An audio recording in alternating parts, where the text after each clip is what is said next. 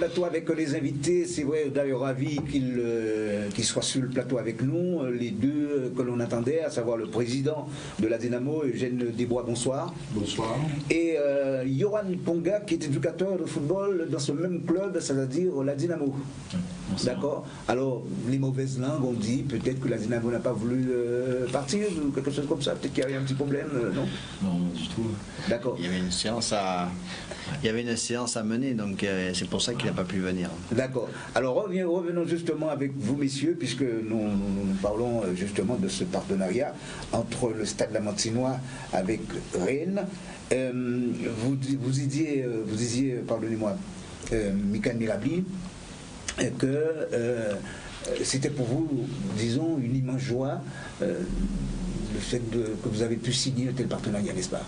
Oui, tout à fait. Comme on l'a dit précédemment, lorsqu'on voit le classement du Stade Rennais au niveau du centre de formation, on se rend compte de la chance d'avoir des éducateurs de ce niveau en Guadeloupe, parce que c'est pas toujours évident de se déplacer pour aller sous la métropole. Donc, leur permettre de venir en Guadeloupe, c'est une belle réussite, et j'en parlais justement avec Monsieur Bataille. Oui. C'est vraiment un investissement de la part du Stade Rennais de pouvoir envoyer ces éducateurs dans notre département, et qui sont en plus de ça à la disposition de tout un chacun en fonction du planning qui est assez chargé, car ça fait 2 jours qu'on est ensemble, et je peux te dire que c'est un rythme très soutenu. D'abord, que dit ce partenariat en gros?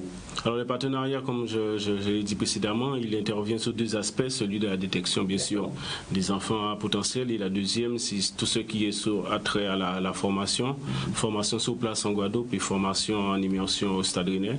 Et je tiens à dire que c'est une vraie formation. Qu'on se déplace, qu'on va au centre de formation du Stade Rennais, toutes les portes sont ouvertes. Sincèrement, mais quand je dis toutes les portes, c'est toutes les portes. C'est-à-dire lorsqu'ils sont en séance de travail au bureau, on est présent. Lorsqu'ils sont sur le terrain, on est présent. Lorsqu'ils définissent leur équipe, on est présent. On est vraiment présent à tous les instants, et c'est vraiment saluer leur humilité par rapport à ça. Et que vous êtes pris en charge?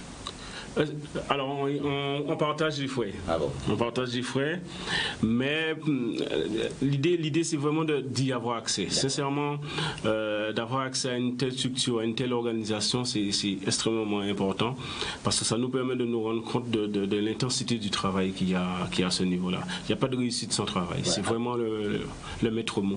Vous attendez combien de gamins, justement? Alors, sur ceux de samedi, je crois qu'ils seront 2 groupes, donc 16, environ entre 32 et 35 gamins. 32 et 35. Et au départ, il faut rappeler qu'ils étaient 120, 150 gamins au départ. Alors justement, Steve vous a posé la question tout à l'heure, mais j'aimerais quand même l'élargir un peu. Pourquoi se cantonner uniquement sur le Stade Lamantinois? Pourquoi pas les autres clubs? Alors, la détection, elle est ouverte à tous. L'invitation a été faite à tous les clubs qui ont, dans un premier temps, envoyé leurs 4-5 meilleurs joueurs. Après, il y a eu un premier tour avec l'ensemble des éducateurs présents des clubs, avec un jury qui a permis de retenir une trentaine. Cette trentaine d'enfants a été présentée au Stade Rennais au mois de février. Et ce sont les mêmes garçons à 2 ou 3 près qu'on va revoir pour voir un peu leur évolution sur ce qu'on avait pu détecter au mois de février, si c'est ce qu'on va voir au mois de décembre. C'est dit que Vanoukia, vous êtes venu avec peut-être quelques jeux de maillot dans votre valise. Qu'est-ce que vous avez amené à ces gamins? Non, les maillots, non, il n'y a malheureusement pas de jeu de maillot. Vous avez amené quoi? À Canadi seulement. Vous le savez, c'est pas vous que je vais l'apprendre. Nous sommes quand même, nous devons respecter un certain poids avec nos bagages. Non, nous avons emmené. Nous avons emmené des posters. Malheureusement, on peut pas satisfaire tous les enfants, mais l'objectif il n'est pas de revenir, d'amener des cadets. L'objectif c'est d'être le plus honnête possible. On est là pour regarder les potentiels de l'île et d'essayer de détecter peut-être certains profils. Je le dis parce que d'autres centres de formation sont venus en Guadeloupe, ont débarqué en Guadeloupe, avec bien entendu, comme vous le savez, le Paris Saint-Germain par contre, et qui a amené quelques maillots. D'ailleurs dans sa formation, je crois que les gamins, justement, sont vêtus du reste avec la tenue du Paris Saint-Germain. Alors c'est pourquoi je vous ai posé la question. Non, mais la question de toute façon, elle est souvent posée. Nous, notre démarche, démarche est différente par rapport aux détections. Il y a une prise en charge du Stade Rennais à ce niveau-là. C'est d'ailleurs pourquoi cette détection elle est gratuite. Il faut dire les choses aussi. Elle est gratuite, j'insiste là-dessus. Et la deuxième chose, c'est de vraiment permettre aux garçons d'avoir un diagnostic. Parce que c'est un diagnostic de personnes qui sont quand même en charge de futurs garçons qui vont entrer dans un centre de formation. C'est dit que l'a dit tout à l'heure, il est en charge des ANS. Les ANS, ce sont des garçons que le Stade Rennais a détectés pour qui ils vont entrer en centre de formation à l'âge de 15 ans, c'est ça, la sortie. Donc ce qui fait vraiment qu'il y a cette possibilité en tout cas de savoir ou de détecter le potentiel par des gens qui ont l'habitude de le faire. Et ça, c'est hyper important. D'accord. Alors, Corentin Bataille, vous êtes passé, si mes souvenirs sont exacts, vous êtes passé par Reims, ensuite ça a été Brest. À l'inverse. À l'inverse. Alors d'abord Brest et ensuite Reims. Vous êtes resté quand même 8 ans, je crois, avec Reims, non? Oui, j'ai fait des stades. Le stade brestois pendant 5 ans, le stade de Reims pendant 8 ans, et là le stade rennais en partenariat avec le stade lamantinois. Donc j'aime les stades. Si vous avez trouvé vraiment votre amour, j'ai envie de dire, votre code d'amour avec ce club rennais, peut-être? Écoutez, je suis arrivé il y a 5 mois, donc l'histoire d'amour ne fait que commencer, je l'espère. C'est un retour aux sources en Bretagne, hein, pas à Rennes, mais voilà, j'ai ma famille, ma belle famille en Bretagne, originaire du Sud Finistère. Donc voilà, on est ravis de revenir en Bretagne et d'intégrer un club de très haut niveau, hein, où tous les moyens sont mis en place pour aller vers le haut, hein, vers le très haut niveau. Un club qui a beaucoup d'ambition et qui a mis depuis de nombreuses années la formation au centre de son projet. C'est l'ADN du club et donc évidemment par rapport à mon parcours, je peux qu'être content d'intégrer ce club. On peut peut-être penser que le projet, justement, du côté de Reims, ce n'était sans doute pas le même. Oui, chaque projet a sa spécificité, mais c'était Reims est un club qui a avancé ces dernières saisons, hein, aussi bien sur son équipe première que sur la qualité de sa formation. Voilà, là aujourd'hui, le Stade Rennais, c'est le haut niveau des centres de formation en France, donc je suis arrivé avec plein de très heureux et très motivé pour intégrer ce projet. On va certainement de vous retrouver, pourquoi pas, peut-être l'année prochaine encore en Guadeloupe. C'est vrai que c'est une première pour moi aux Antilles et c'est un projet familial, mais que ce soit avec ma famille ou professionnellement, j'ai déjà envie de revenir. Ah, ça c'est bien. Ça. On a toujours envie de revenir quand même. Ouais, ça c'est bien. C'est lui par exemple. Ah oui, j'ai tout. Oui. Alors, on revient, messieurs, directement, justement, concernant d'ailleurs disons, cette détection. Alors, 32 gamins, oui. C'est ça, on a dit. Alors, 32 gamins qui seront au stade municipal, donc sur le terrain d'honneur samedi matin, de 8h à midi. Donc, comme je le dis, ce sont des garçons qui avaient déjà été vus et qui vont être revus. Des garçons de beaucoup de clubs différents. Je ne vais pas citer tous les clubs, mais je crois qu'il y a une quinzaine. Sur les 32, il y a 15 clubs différents. Donc c'est pour te dire qu'on a vraiment voulu faire le plus large possible et permettre justement à des garçons de pouvoir en tout cas d'avoir ce diagnostic.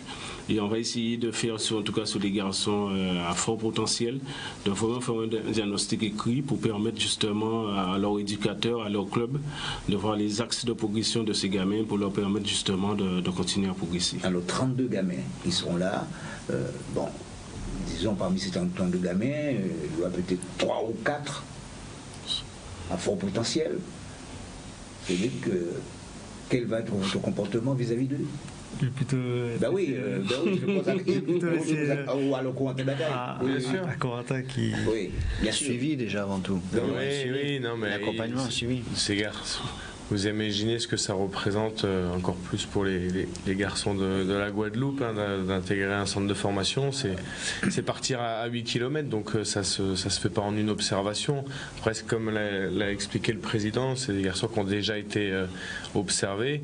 Maintenant, pour les 3-4 meilleurs, 2-3, j'ai pas le nombre, hein, ça dépendra de la qualité des garçons qu'on voit. L'idée derrière, c'est de les amener en immersion au club, hein, de venir arpenter un peu le froid de la métropole, de les voir en situation aussi au Stade Rennais. C'est souvent un moyen de bien les observer. Voilà. On a vraiment la chance parce qu'on vient les voir dans leur environnement et on va aussi les observer dans leur environnement futur. Après ça, on est capable de prendre la décision. Oui, parce que je souris un peu pourquoi, simplement parce que si vraiment ils ont une compétence extraordinaire là-bas, alors ça peut arriver, hein, ils arrivent, ils se trouvent dans le froid, et puis ils mettent vraiment leurs compétences en évidence, en exergue. Vous, alors à ce moment-là, quel va être votre comportement? Si les choses sont validées, ah ben oui, eh ben on va avancer ensemble. Après, c'est ça l'objectif. Hein. Voilà, l'objectif c'est que derrière, c'est de s'engager avec le joueur et sa famille, hein, sur un projet commun, hein, parce que c'est un projet qui est important, et de préparer cette entrée au centre. Et donc Cédric, son travail, c'est à partir du moment où il y a cet engagement qui est fait, il va assurer la mise en place et le suivi de l'entrée au centre. Non, mais il faut être vraiment à l'aise pour en parler. Nous, on a deux expériences qu'on est en train de vivre au sein du club par rapport à la détection. Un pour qui c'est déjà acté et un autre pour qui c'est en devenir et c'est en formation. Je pense qu'il faut se dire que c'est possible, hein, de partir de la Guadeloupe et d'intégrer un centre de formation suite à un accompagnement. Il faut dire aussi que ce ne sera pas pour tout le monde. Il faut dire aussi que, mais cela n'empêche pas un garçon qui a le potentiel de continuer à travailler pour pouvoir, en tout cas, essayer de rentrer dans ce sort de formation. On faisait les chiffres avec Corentin, il y a peut-être 32 ou 35 centres de formation. Le Stade Rennais fait partie de l'élite, mais je veux dire, un garçon qui n'a peut-être pas le potentiel pour entrer au Stade Rennais pourrait avoir la chance, en tout cas par la suite, de rentrer dans une autre sorte de formation. C'est pour ça que je dis qu'il ne faut pas se décourager et continuer à travailler. On a des exemples de garçons qui sont partis à l'âge de 16 ans, 17 ans. Il y a d'autres qui partent plus tôt. Chacun a son niveau de maturation et arrive à maturité plus tard ou plus tôt. Faut pas, je veux dire, il n'y a pas de vérité exacte en matière de football. La seule chose qu'il y a et qui est important, je pense, c'est l'accompagnement qu'on fera du garçon et avec la famille. Est-ce qu'on suit avec beaucoup d'attention la progression de Januel Bélocian? Cédric peut en parler. Vas-y. Oui, Cédric. Oui, mon rôle, donc c'est ça, c'est d'être le responsable du suivi de l'accompagnement des ANS. Oui. Donc, qu'est-ce qu'un ANS? C'est un accord de non-sollicitation. C'est une promesse d'embauche, comme on peut dire, une promesse d'embauche entre un club professionnel et un jeune garçon de 13 ans et sa famille, qui va déboucher par la suite sur un contrat de travail. Et contrat de travail de 3 ans, donc son entrée au centre de formation. Mon rôle, c'est d'être en relation avec les éducateurs du Stade Lamantinois, de les appeler, d'échanger avec eux tous les week-ends exactement, pour voir l'évolution de Januel, d'appeler monsieur Feltro, oui. et à un degré moins aussi Jocelyn pour avoir aussi leur ressenti sur l'évolution de Januel, de faire venir le garçon en immersion, comme on en parlait tout à l'heure, pendant les vacances sur des stages où le club fait venir tous les ANS. Donc j'ai un suivi, un tableau de temps de jeu. S'il est blessé, d'avoir le docteur, les parents, le club pour avoir le diagnostic exact et de le soumettre au docteur du Stade Rennais pour mettre éventuellement en place un protocole, même s'il est ici, mais on peut quand même mettre en place le protocole. Donc sur les stages en immersion, le faire s'entraîner avec la catégorie au-dessus, c'est-à-dire en l'occurrence à la Toussaint, Januel est venu, il s'est entraîné avec les 17 ans nationaux du club, et donc moi d'être présent sur toutes les séances, de le prendre en séance en individualisation aussi sur le terrain, et de lui faire un bilan, qu'est-ce qui a été, les axes d'amélioration, et de transmettre ce bilan-là au club, au Stade Lamantinois et au pôle, pour qu'ils puissent agir eux aussi au quotidien sur ces axes d'amélioration, afin que Januel ou les autres ANS, parce que là en l'occurrence on parle de Januel, puissent continuer à progresser, à avancer, à garder leur temps d'avance. Comme ça, la digestion et puis, entre guillemets, l'intégration sera encore plus rapide lorsqu'ils arriveront au centre de formation. Avant de passer avec les autres invités, le mot de la fin, concernant d'ailleurs cette détection, c'est sur une journée? Cette détection se fera sur la matinée du samedi.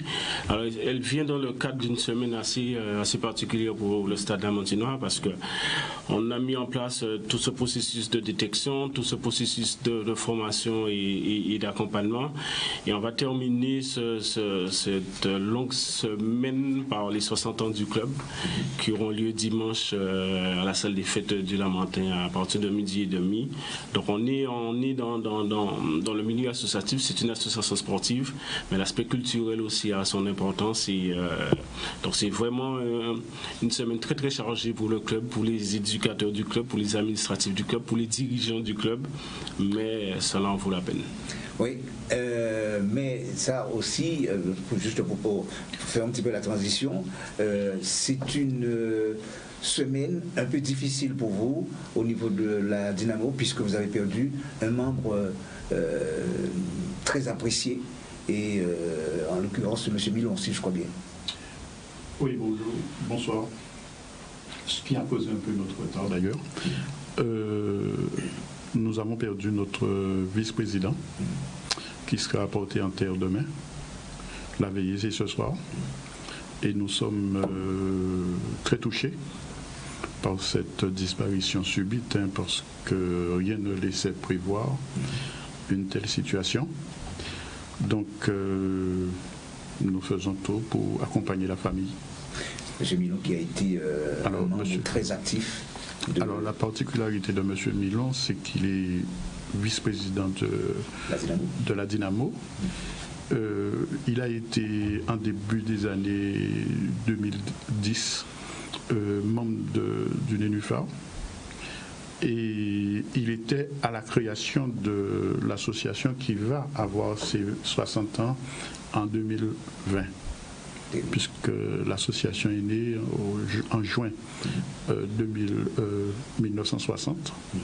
Donc en 2020, nous aurons aussi nos 60 ans.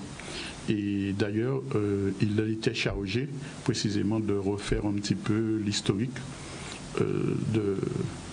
du club lors de cet événement. Donc nous sommes très attristés, c'est vrai. Très attristés, et puis nous, au niveau canadien, nous présentons également aussi nos condoléances à sa famille, puisque certainement sa famille qui regarde quotidiennement, je sais, c'est le foot, l'émission c'est le foot. Bien, ça ne nous empêchera pas quand même de parler de votre club, puisque vous êtes venu pour ça ce soir, si vous parlez de cette équipe de la Dynamo, qui, c'est vrai, il faut le dire, dans la poule A, la régionale 2, eh bien, fonctionne très bien, et on sent qu'il y a une certaine dynamique dans ce club. Que s'est-il passé exactement? Parce que c'est vrai, voilà un début de saison, je regarde, un début de saison qui est très florissant pour vous. Sur le plan technique, je laisserai aux techniciens le soin de parler. Sur le plan administratif? Alors, sur le plan administratif, c'est vrai que je suis président depuis 2 ans. Je suis arrivé au club il y a 3 ans. Et j'ai bien compris qu'il fallait mettre en place une organisation administrative pour pouvoir faire face au défi des progrès que demande le football guadeloupéen, et au suivi aussi que demande le football guadeloupéen. Quand on voit le stade, où j'ai vu qu'à un certain moment le stade était en R3. On parle du stade Lamantinois. Du stade Lamantinois. Pas du stade de Rennes. Pas du stade de Rennes. Et qui jouait en fait avec la Dynamo à l'époque. Le travail qui a été fait, c'est bien une organisation technique et également une organisation administrative. Alors une organisation technique à laquelle vous avez adhéré, Yohan Ponga? C'est vrai que c'est cette saison que j'ai intégré la Dynamo. Oui. Donc c'est vrai que Avant cette saison, j'étais au CSM. Bon, j'ai fini mon... En tant que joueur, il faut bien le préciser. En tant qu'éducateur joueur. Ouais. Bon, j'ai fini en tant qu'éducateur. Bon, à la suite, j'ai pu avoir quelques échanges avec M. Desbois, qui m'a proposé un challenge qui était plus sur le plan de formation. Donc en fait, il m'a proposé un projet de formation, en l'occurrence de pouvoir, par rapport à une dérogation qui est ici, en Guadeloupe, en fait, de pouvoir entraîner l'équipe première et de passer mon BMF en même temps. Donc en fait, la proposition a été intéressante. Alors l'objectif pour vous, c'est quoi cette saison? C'est quoi l'objectif? Ouais, c'est de faire une meilleure saison que la saison précédente. Ouais. Il se mouille pas là. Oui, C'est vraiment l'entraîneur qui parle. Il a déjà pris la vie. Alors, c'est vrai que je regarde, vous êtes l'actuel leader, vous avez c'est pas moins de 5 points, 4 points sur le second, en l'occurrence le CSF François. Ça veut dire quoi? C'est la régionale 1, normalement, l'objectif c'est ça. Ça veut dire que ça ne veut rien dire. Parce que tout à l'heure, on a bien parlé je me réfère encore au stade parce que Michael c'est mon ami, et qui a des points en retard, mais je suis sûr qu'avec les rencontres qu'il va... C'est vrai, les 4 points. Il va rattraper ça. Donc 4 points, c'est rien du tout. Mais les joueurs, alors... comment ça s'est passé, hein? Pour qu'ils puissent avoir une telle motivation, parce que moi je les ai vus jouer, ces joueurs, je les ai vus évoluer, ces joueurs, ils ont une forte motivation. Il est vrai qu'on avait déjà une bonne base de joueurs, avec certains techniciens qui étaient déjà en place, qui ont pu les maintenir et les garder. On les a entourés de certains joueurs. En l'occurrence, on a ciblé quelques jeunes qui sont moules. On ne mentira pas qu'on a pris une bonne partie de jeunes entre 20 et 25 ans qui ont de bonnes dispositions, et on a pu les intégrer comme il fallait. Et en fait, les choses ont pris au fur et à mesure. C'est vrai que ça demande beaucoup parce qu'il fallait placer un cadre par rapport à ce qui s'est fait dans le passé. Donc ça demande beaucoup de temps, beaucoup d'énergie, beaucoup de rigueur. Mais c'est pour ça qu'on a aussi ciblé des jeunes. Parce que c'est vrai qu'un joueur d'expérience, des fois, a déjà ses habitudes. Avec un jeune, c'est un peu plus maniable. Donc on a visé comme ça. Et dans des perspectives à long terme, on sait qu'avec un jeune, on peut se projeter beaucoup plus que si on figure sur des joueurs déjà avec un certain potentiel, une certaine expérience, qui pourront amener un résultat, certes sportif, et en termes de peut-être une montée, c'est clair, s'ils ont du potentiel. Mais c'est vrai que par rapport à ce qui est en train de se créer à la Dynamo, en fait, dans cette cohésion entre le côté technique et le côté administratif, on essaie de développer un maximum de principes, de valeurs au sein du club, qui fait qu'on essaie de vraiment créer quelque chose de particulier. Donc on essaie. D'accord. En tout cas, on espère que ça va prendre. Alors imaginez, et là je m'adresse à vous, Président, imaginez qu'il y a 2 clubs en Régional 1 l'année prochaine à Moule, le CSM et tout simplement la Dynamo. Ce sera le pire qu'on puisse souhaiter. C'est déjà quelque chose souhaité par les Mouliens. D'accord. Envisagé pour l'instant non, mais souhaité par les Mouliens. Le temps nous dira comment les choses vont se passer. Parfait. Mais écoutez, nous arrivons quasiment au terme. À moins que vous voulez peut-être ajouter quelque chose. Non, après ça reste ce qui est. La réalité, elle est là où elle est. On saura, si demain on doit être en R1, on va remercier tout le monde, on va remercier nos joueurs, tout ce qu'il faut. On va rester face à une certaine réalité. Le CSM reste le CSM. Par rapport à ce qu'ils ont fait en Guadeloupe, on aura tout le respect qu'il faudra pour, et on fera le nécessaire pour que ça soit de beaux matchs. Ça, c'est le joueur du CSM qui parle. Des derbys mouliens, il n'y en a pas souvent. C'est un joueur qui a beaucoup travaillé aussi au niveau de l'école de football du CSM et qui a fait ces marques-là. Voilà. Alors je voudrais simplement rajouter très rapidement, c'est que nous avons compris aussi que la formation est très prioritaire. Oui, et nous donnons aujourd'hui priorité à la formation des techniciens, puisque nous envoyons beaucoup de jeunes en formation actuellement. Et puis, nous, au niveau football, là aussi, nous essayons de faire un travail, parce que nous essayons d'organiser des stages. Ok, donc je crois que ça porte. Pour nous, nous ne sommes pas encore au stade de détection, mais nous travaillons beaucoup sur le perfectionnement. Et par la suite, nous envisageons effectivement, et pour l'instant, nous souhaitons collaborer avec les clubs plus huppés que nous, à savoir le stade qui fait des stades de détection. Juste pour conclure, le mot de la fin avec vous, Michael Mirabli, rapidement. Très rapidement. En tout cas, merci Richard de cette invitation qui nous a permis encore de revoir un peu le parcours, ce partenariat que nous avons depuis plusieurs années et qui va permettre à des jeunes en tout cas de pouvoir bénéficier du diagnostic du Stade Rennais samedi matin de 8h à midi au matin. Cédric Manoukia. Un très grand merci encore une fois pour l'invitation, un très grand merci au Stade Lamantinois pour cette confiance, pour l'accueil et encore une fois de tout cœur avec le football guadeloupéen et nos compatriotes. C'est parfait. Corentin, la taille. La Guadeloupe est une terre de champions, donc on est ravis d'être là, vous l'imaginez bien, pour observer les choses. Voilà, c'est parfait. Eugène Desbois. Je dirais tout simplement que le football, c'est un sport d'association, que nous sommes tous en association. C'est le foot, vive le foot. Merci. Johan. Vous remercier par rapport à notre venue ici et pour tout ce qui se fait à l'AS Dynamo. Donc merci. Steve. Mais j'espère les revoir, mais justement peut-être pour une montée. Et on a le plaisir quand même de recevoir le Stade Rennais, qui est quand même une référence pour le centre de formation. Et on remercie aussi le président fidèle du Stade Lamantinois. Et on est prêt à les recevoir bientôt aussi pour peut-être d'autres aventures et peut-être d'autres projets, même pour des jeunes qui sont amenés à partir. On continue de les suivre, bien entendu, cette équipe de la Dynamo. Merci à vous, chers amis téléspectateurs. Merci, messieurs, pour votre présence sur ce plateau. Merci, chers amis téléspectateurs. Et bien, on se retrouve très prochainement pour parler encore de football dans le cadre de cette émission, à savoir c'est le foot. Bonne soirée, à bientôt, au revoir.